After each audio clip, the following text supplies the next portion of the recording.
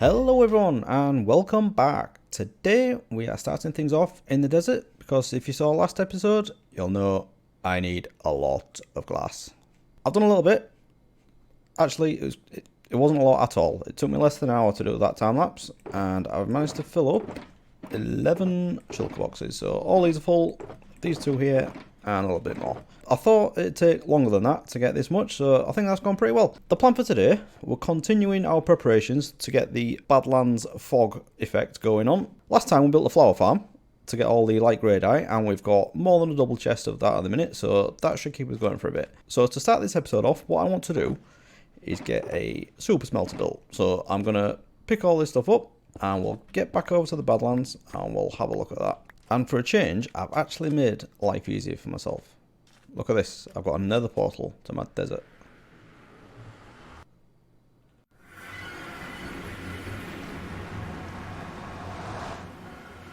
This comes out on the tunnel that goes between my quad witch hut, my spawn village, and then down, I think it's that way, that is the end portal. So if we just go down here, on the crazy soul sand, I've also set up another portal as well, because I was having real trouble. I need to repair my tools. And just down here, isn't it? I've set up this other portal which goes to my spawners because I've been going to this quite a lot, repairing all my tools. I did that last time, and then obviously for the sand I need to do as well. So this portal here now, that goes straight into my spawners, yeah, and repair my tools, no problem. So right, I'll just do this shovel and then we'll get over to the Badlands. Right, so I'm back over at the Badlands, all my tools repaired, and I think I've decided where I'm going to put this super smelter. So I'm just clearing out a bit of an area now. So let me talk you through what I'm thinking. So we've got this bridge here, and there's another portal there. Now what I'm going to do at some point is have this portal be much bigger and at that level. So there's going to be like a big circular thing there, and then this bridge will continue on as far as I can be bothered to take it that way.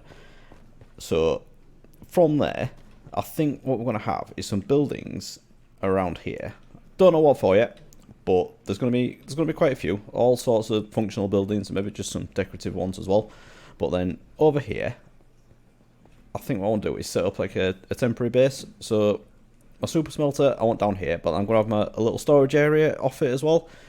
Just a few little things to make my life easier. So because we've got this long stretch here, I think this is going to be a good place to put it. Right, so let's talk about the super smelter. It is going to be a bit crazy. It's not going to be as crazy as some things you see, like it's not Il Mango style, but it's going to be 64 furnaces, 32 on each side, and they'll be independent of each other. And it's kind of my own design, but it's probably just a mishmash of things that I've seen in the past. So the distribution for the items is going to be done by minecart, obviously, that's standard. And then underneath, there's going to be hoppers collecting all of the cooked items, which may work, it may not. Hopefully it should keep up because there's only 32 on each side. And then for the fuel, I'm going to use in lava, which it isn't really standard for a super smelter. You tend to have something that cooks really quickly, like the bamboo or sticks. But as I'm doing this glass in bulk, I need tons of it, and there's going to be stuff going through it all the time. I thought just have as much fuel in it as I can, and it's going to be cooking constantly. So lava is probably the easiest one to do. So I think I've got 5 shulker boxes, which I've just remembered I've left at my other base, so I'll have to go get that. That probably won't be enough to fill everything up. So because I'm not distributing that with minecarts, I'm going to need to fill up the whole system, which could be quite a lot. So for each furnace, there's obviously one lava bucket, but then there's going to be the hopper behind that, and then the hopper that's feeding the whole thing. So for each furnace, there's going to be 11 buckets of lava. So I don't think I've got that much. Anyway, let's get on with building this. Okay, so I've got the first side pretty much done. So let's just jump up here and have a look. Now, this is a lot of hoppers. Luckily, I've got an iron farm. Never do this without an iron farm. Right, so I've got the rails in at the top. These are all powered. Nice and simple. Now, obviously, I have to use gold blocks on redstone, which I forgot to do last time, but then that might have been a bit ridiculous on that flower farm. Anyway, we've got 32 furnaces. Hoppers will be collecting these, and I've just remembered I was going to do something and I forgot to do it in my design. So what I want to do is lock all of these hoppers. So One of the great changes to Minecraft in recent years is that when you collect items from a furnace, the furnace remembers the XP that it should have given you if you were to take it out manually. So now what you can do is have it cook hundreds, maybe thousands of items, and then lock the hopper below it, and then you can go along and let it cook something else, and if you take one item out, you'll get all the XP from everything that's cooked before. So I definitely want to take advantage of that. I'll have a redstone line down here, I've all these hoppers locked, and then I can switch it to XP mode and come out and get XP. Also, I've got these chests back here, so this is just nice and simple. This just feeds into this hopper chain that goes along here and then feeds into the back of all the furnaces, so that is where the fuel is going to go. Now, I don't have that on me. I need to go get those shulker boxes that's full of lava buckets, and I can get this filled up, but then I will need to go get some more as well. And then up here, what I'm going to have is a minecart coming along to this end, collecting the sand, and then going all the way across. So what I've done is come up with a system that will fill up the minecart with at least 64 sand, and then what I can do, it'll go down to the end, filling up all of these, placing one item into each of these as it goes, and then it's important that it goes off the end like this. So I've got one extra block here, because if it just stopped here and then went back, it can be a bit funky. It can either probably won't do the right amount in here, so it'll come down to the end, and then on the way back, it'll put another one in, and then it should be near enough empty when it gets back. And then the cycle just repeats, so it'll get another 64, go back, 64, back, and then back again. So let's get that built. Okay, so I made a little bit of progress. As you can see, I've got all these gold blocks down here with the redstone torches on, and that is going to lock these hoppers by default. But then if we just go around this side, I've got a little switch, and if you click that, that is going to turn off all of these. Now, there is one there, but that's on purpose. I'm just going to show you something. So this will turn off all of these down here. Now, obviously, this is 32 blocks long. Well, 34 if you include that. And a redstone line can't reach that line. So the obvious answer is redstone repeater. But as I'm just showing here, this will actually power that block to turn off that torch. So you have to do this. It's not very pretty, and I'm sure there's a much more elegant way of doing it, but this is how I do it. I just come off the side where the repeater is, and then the redstone signal goes into that block, and it solves the problem of that torch not turning off. So I've just done that a couple of times, so all of these will turn off with that one lever now, so that is great. Then down the end, we've just got our loading system, so let's get up there so we can see what we're doing. Okay, so what we've got here is a chest where all the sand is going to be, and there's going to be a lot more on top of this. There'll be the hoppers and more chests, but for now we're just testing this. So we have an activator rail here, which is what this comparator is reading the signal from. So it's checking how much is in this, and then over here we've got a hopper with the exact amount of blocks we need, which is in this case is 46. So that reads that, and then what will happen is when this gets to 64, and it sometimes goes a little bit over because this doesn't retract in time. When this gets to 64 blocks in this minecart, this piston will retract, and this minecart will go on this way, and then back again, and it'll get the next 64, and that's it. So I've put a stack in there just to test it, and as you can see, all of these furnaces now have 2 blocks of sand in, which is exactly what I wanted. So I'm just testing a few, and hopefully the last one, this is usually the problem one, yeah, and that's working as well. That's it for that side of the super smelter. So all we need to do is build this up again and get it filled up, and obviously make it look pretty as well. I think what I want to do now is actually get it working. So I'm going to go get some lava and get this filled up with sand, and I'll be right back. Right, so I've been to get my lava, so I'm just going to fill this up now. But before I did that, I took out that test stack out of these furnaces. So I've got that stack on me there, and I've been through all of those and took the 2 blocks out because I don't want this lava getting wasted. So I'm just going to fill this up. I'll probably go get the rest of the lava I need for now before I actually put this sand in. Right, so all that lava's in. That's the 5 shulker boxes, and it didn't actually do that bad. So let's just see where it's got to.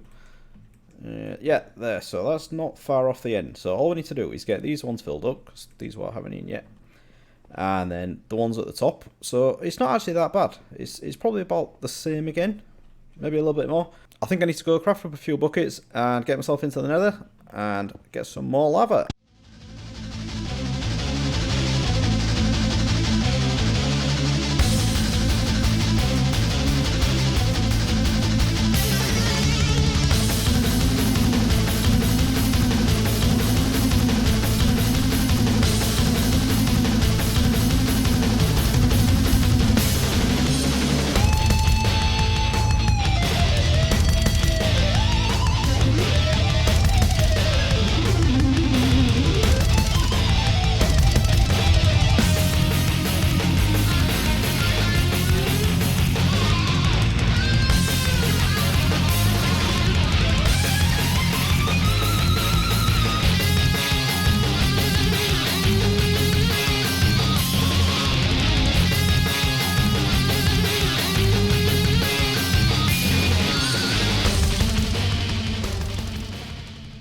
Okay, so that's exactly 5 shulker boxes, plus a little bit extra.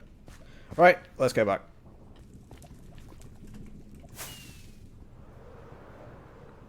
Okay, so I've got all these shulker boxes emptied out now, all been put into this chest, and they've gone across this hopper chain. All the furnaces I've got lava in now, and all of the hoppers behind them, I've got 5 waiting ready to go in. And then this hopper chain at the top is full up to about here, I think. So, where are we? Yeah, up to there. So all these up to here are full. So I just need a little bit more to put into there. But this will do plenty for now. So I think it's time to give this a test. So hopefully these will all come on as I put this in here. So let's put that in. Minecart should fill up and set off. And there it goes. And they're all lighting up. Come on. Yes. Absolutely perfect. And they all should have 2 in. And then once finished, you should start seeing the glass coming into here. And that is brilliant. Look at the speed of that. That's exactly what I wanted to see. That is great news. So that's one side done. I think what I need to do now is get the other side built up, isn't it? Okay, so we've got both sides built up now, and it's looking pretty good to me. And whilst I was building this side, which didn't take that long at all of that glass was cooked up. So this thing is going to be fast. It's definitely going to be giving me glass faster than I can place it down there, and that is the plan. So unfortunately, my plan with the hoppers at the bottom didn't work. Now, I'm sure there's some clever people out there that could have told me that, but sometimes you have to find things out the hard way, don't you? So I found out this can't keep up with 32 furnaces. So whilst I was doing it, it backed up to about 5th or 6th one somewhere down here.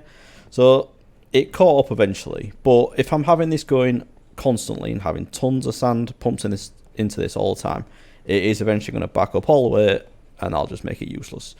So what I've decided to do is rip out all of these hoppers and all of these gold blocks as well, and I'm going to have a minecart rail going underneath, and minecarts picking up all the items and pushing it along. So this thing with the XP mode, I still will be able to do that, and it's probably going to be easier, because what I'm going to do is have a collection system, very well, actually exactly like the one we did last time at the flower farm. So it'll be above an ice path. The dropper will spit the items out into the ice path, and then they'll flow down to wherever I'm going to have the storage. So I'll have that at both sides, and actually I'm going to have it at both ends as well, because I have already tested this in a creative world, and just having one drop-off station didn't work. The dropper backed up. So I'm going to have one at each end, and then there'll be the same ice path that go down here, and then over to where the storage is, and it'll join up with the one from the other side, and they'll go into the same chest. So let me get that installed, and we'll have a look. Okay, so there we go. I've made that change. I've ripped out all those hoppers and all the blocks on that on both sides, and I've added in the minecarts, and I've also gone ahead and done the minecart unloading stations. So there's one at each end, because when I was testing it, these droppers, if there was just one, was backing up. So it offloads at both ends, and then there's this water stream that brings them all down to this central point. So where the white terracotta is, that is actually going to be the floor level. So I've left it there, and the water is just going underneath that, and I can put my design over the top of this. So I've got them coming to one side, because what I'm thinking is here there'll be like an entrance, and then off to one side there'll be a little room, probably over here somewhere, so it avoids this part, and then that'll have like a way of going up, so we can fill in the fuel and also the sand or whatever we happen to be cooking. And then on this side there'll just be a load of chests, which will be the output from all the furnaces. Now I did briefly say about the XP mode, but I didn't explain what I was thinking. So with this, when this minecart's unloading, this is turned off, because this block is powered. So me being a bit simple, I thought the easiest thing to do would just be to power that block, and I think that should work. So if I'm on XP mode, I can have a switch somewhere that does that. So this one, and then when the minecarts come back, nothing will get collected from the furnaces, and then I can just go on and collect them and get the XP. So I think we'll go with that, definitely. Right, I think it's time to do a bit of a design now, isn't it? Okay, so for the design of this, I'm thinking of going with nether brick. Because of what else I've got going on in this area, I want to keep it very much in keeping with the nether. So it's going to be a lot of nether brick, and I'm probably going to use, just as an accent colour, the green warped fungus wood. And then we'll have the shroom lights in the floor to keep it nice and lit. And I think that's pretty much it. Might have some of the red nether brick as well, just to break up the nether brick. And that should be as easy as that. So what I can do, now I've got this set up, I've got everything in, I can use this to cook up some netherrack, so I can get some nether brick from there. But as I've already got my bartering system set up, I can go see what kind of supplies I've got in there and raid that. Should probably take a couple of shulker boxes as well. Right, let's try that again. Okay, so we're up here at the gold farm storage, where we've got our piglins battering. And let's see what kind of nether brick supplies we've got. That's not bad. What's that? Three full double chests. That will do for me. Obviously I can't carry all of that, but if I fill these up, that should be a very good start anyway. And as I say, I am going to cook up some netherrack as well, because I've got absolutely tons of it and no use for it other than cooking into netherrack. So now I've got the super smelter, we'll get that done. Alright, so I'll grab this and we'll get back to building this thing. See, I do have a brain. I'm turning it into nether brick first, so I can carry it all.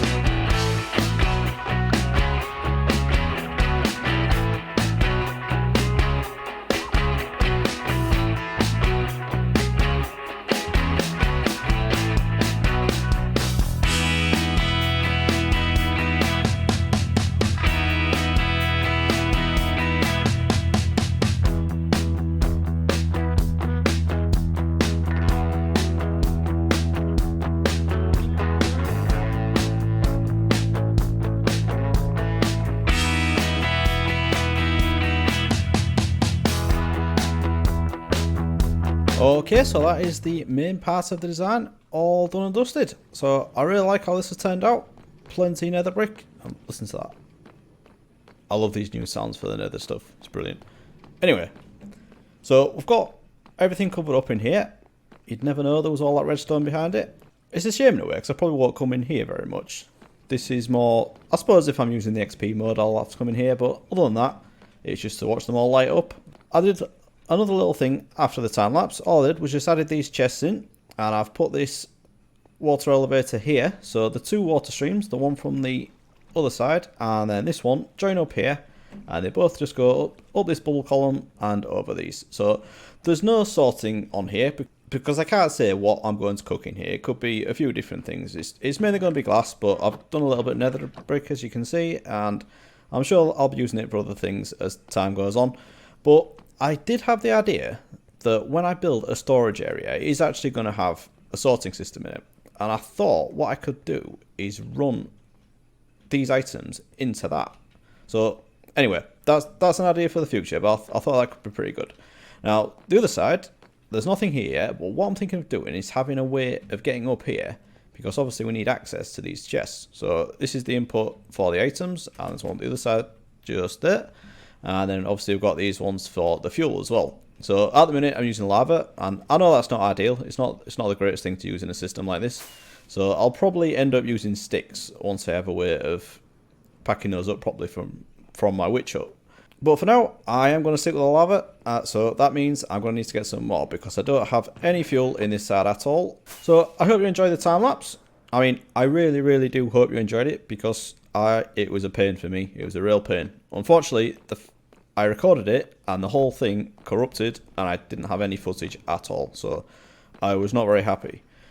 But as you saw, there was a time lapse, so what I did, being the professional that I am, I ripped all of this out and I replaced the terracotta in the floor. I took the shroom lights out and put it all back to how it was, and I started again.